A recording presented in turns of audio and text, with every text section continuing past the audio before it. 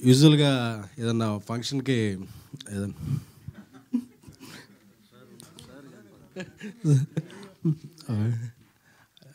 ఏదన్నా ఫంక్షన్‌కి మనం ఇన్వైట్ చేస్తారు. నేనే ఇది ఇందాక లైవ్ చూస్తే ఈ ప్రెస్ మీట్ జరుగుతుంది. దీని గురించి మాట్లాడాలని చెప్పి నేనే ఇక్కడికి వచ్చేసాను. ఎందుకంటే నిన్న చూసినప్పటి నుంచి నేను ఈ సినిమా చాలా ఎమోషనల్ అయ్యాను. చాలా చాలా విధాలుగా కనెక్ట్ అయ్యాను. ఆన్లైన్లో చూస్తే మార్నింగ్ నుంచి థర్స్డే ఓపెనింగు అన్నీ వేరు. ఎందుకంటే ఒక సినిమా ఎమోషన్ కనెక్ట్ అయితే దానికి ఉండే రిజల్ట్ వేరు. ఈరోజు ఈవినింగ్ నుంచి ఈ సినిమాకు ఉండే నిన్న నైట్ నుంచే అన్ని షోస్ పికప్ అయ్యి హౌస్ఫుల్స్తో వెళ్తుంది. ఎందుకంటే చాలా చాలా థీమ్స్ మీద ఇప్పటివరకు సినిమాలు వచ్చినాయి, కానీ ఒక ఫ్యాన్కి ఒక హీరోకి మధ్య, అంటే సినిమా అనేదే ఒక హీరోకి ఫ్యాన్కి మధ్య నడిచే ఒక ఎమోషన్. ఆ ఎమోషన్ మీద ఇంతవరకు తెలుగులో ఏ సినిమా రాలేదు. తెలుగులోనే కదా నాకు తెలిసి, నాకు తెలిసి ఇలాంటి ఎమోషన్ని చాలా హైలైట్గా చేసే సినిమా అయితే ఇదే. ఎందుకంటే నిన్న సినిమా చూస్తుంటే శ్రీరాములు థియేటర్కి వెళ్ళి సినిమా చూశాను.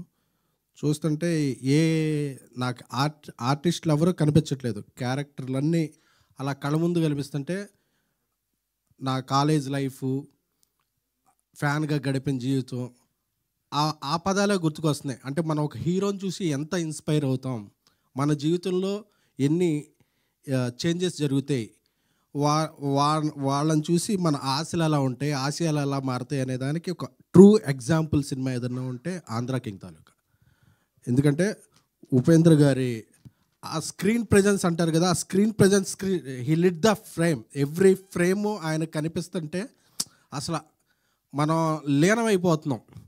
అంటే he is the perfect apt character. అంటే కొన్ని క్యారెక్టర్లు కొంతమంది కోసం పుడతాయి. నాకు తెలిసి మహేష్ ఆయన కోసం రాసుకున్నాడు, ఆయనే ప్రతి ఫ్రేమ్లో కనిపించారు అన్నట్టు ఉపేంద్ర సార్ని చూస్తే నాకు, ఎందుకంటే ఎన్నో, అంటే కల్ట్ అనే సినిమా పదానికే ఒక స్పెల్లింగు, అబ్రివేషను, ఆల్టర్నేటివ్ ఏమైనా ఉంది అంటే డిక్షనరీలో అది ఉపేంద్ర గారు. సో చాలా చాలా ఇన్స్పైరింగ్గా అనిపించింది. అలాగే ఎనర్జీ రామ్ గారు అంటేనే ఎనర్జీ. చాలా సీన్స్లో ఆయన ఎనర్జీని కూడా టోన్ డౌన్ చేసి ఒక ఫ్యాన్గా ఒదిగిపోయి ఎక్కడ హైప్ చేయాలో అక్కడ చేసి చూస్తుంటే అసలు మనల్ని మనం చూసుకున్నట్టుందంటే సింగిల్ స్క్రీన్లో ఫ్యాన్స్ అందరూ కూడా ప్రతి సీన్కి ప్రతి డైలాగ్ అండి. చాలా ఇప్పుడు చిన్నప్పుడు అంటుండేవాళ్ళు, నేను చిరంజీవి గారి సినిమాలకి అది అలాగ వెళ్ళి ఆ బ్యానర్స్ కడుతున్నప్పుడు అంటుండేవాళ్ళు, అసలు మీ హీరోకి నువ్వు ఉన్నావని తెలుసా అంటే ఆ డైలాగ్ ఏదో నన్ను చూసి అన్నట్టు అనిపించింది. అప్పుడు చాలామంది అంటుండేవాడు, నీకేమన్నా మీ హీరో కూడు పెడతాడా గుడ్డ పెడతాడా అంటే, నాకు కూడు గుడ్డ కన్నా కూడా జీవితంలో ముందుకెళ్ళాలనే ఒక డ్రైవింగ్ ఫోర్స్ ఉంటుంది కదా, అదే హీరోలు. ఆ డ్రైవింగ్ ఫోర్స్ కదా వాళ్ళు మాకు ఇచ్చేది. వీళ్ళు ఎవరికి అర్థం కావట్లేదని నేను ఏలూరు నుంచి హైదరాబాద్ వచ్చా, లేకపోతే ఏలూరులో ఉండేవాడిని.